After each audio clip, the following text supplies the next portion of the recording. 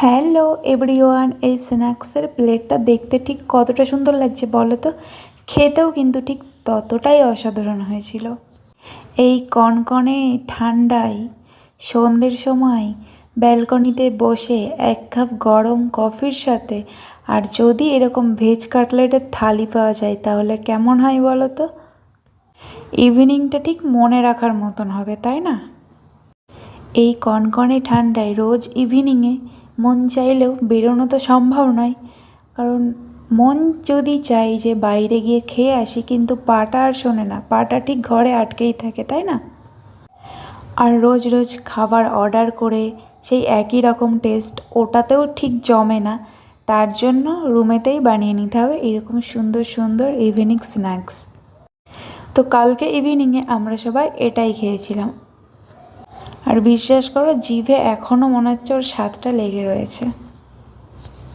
তো চট জলদি তোমরাও ট্রাই করে নাও সব রকম ভেজ দিয়ে একটা ভেজ কাটলেট। আমার ভিডিওটি কে কোথা থেকে দেখছো অবশ্যই কিন্তু কমেন্ট করে জানিও।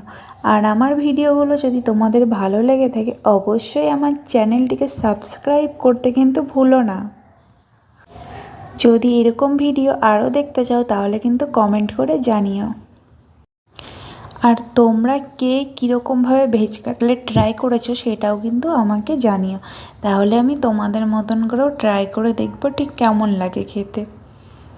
আর বিশ্বাস করো আমার এসব খেতে দারুণ লাগে, কিন্তু বাইরের খেতে একদমই পছন্দ না। তো আমি কিছু না কিছু ঘরে ট্রাই করি আর ঘরেই বানিয়ে খাই, সেটাই বেশি মজাদার লাগে।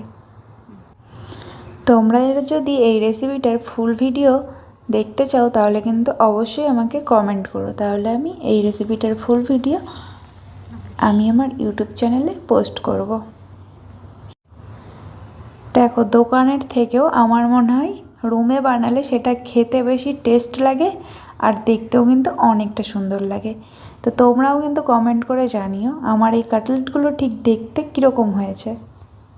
আশা করি তোমরা সবাই দেখে বুঝতেই পারছো এটা ঠিক খেতে কতটা অসাধারণ হয়েছিল। তো আমার এই ভিডিওটা লাস্ট পর্যন্ত দেখার জন্য অসংখ্য ধন্যবাদ। দেখা হচ্ছে আবার নেক্সট ভিডিওতে। এটা